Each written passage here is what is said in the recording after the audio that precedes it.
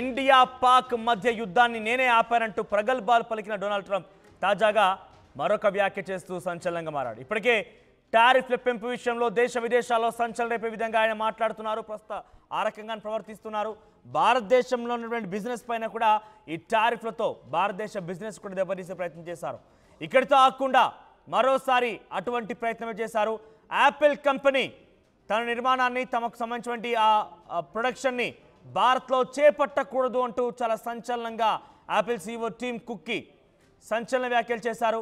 So తాజాగా Apple సీఈఓతో ఆయన మాట్లాడినట్టుగా ఆ మాటల్లో టిమ్ కుక్ని వార్నింగ్ ఇచ్చాను, ఇండియాలో పెట్టుబడులు పెట్టొద్దంటూ వార్నింగ్ ఇచ్చాను, భారత్లో యాపిల్ కంపెనీ పెట్టాల్సిన అవసరం లేదని చెప్పి నేను చెప్పాను, అత్యధికంగా టారిఫ్లు ఎక్కువగా విధించేటువంటి కంపెనీతో బిజినెస్ ఎందుకు అంటూ కూడా చురకలు విధించానని చెప్పి ఆయన బహిరంగంగానే మాట్లాడుకొచ్చారు. ఎంతలా అంటే ఇక భూమండలంలో నా అంతటి గొప్పోడేవాళ్ళు లేడు, నేను చాలా గొప్పోడిని, నేనే ప్రపంచ దేశాలను మొత్తాన్ని శాసిస్తున్న రకంగా ఒక దురహంకారానికి ట్రంప్ పోతున్నారంటే ఆయన ప్రవర్తన ఆయన పనితీరు మొత్తం అటువంటి నిదర్శనాన్ని జారీ చేస్తోంది.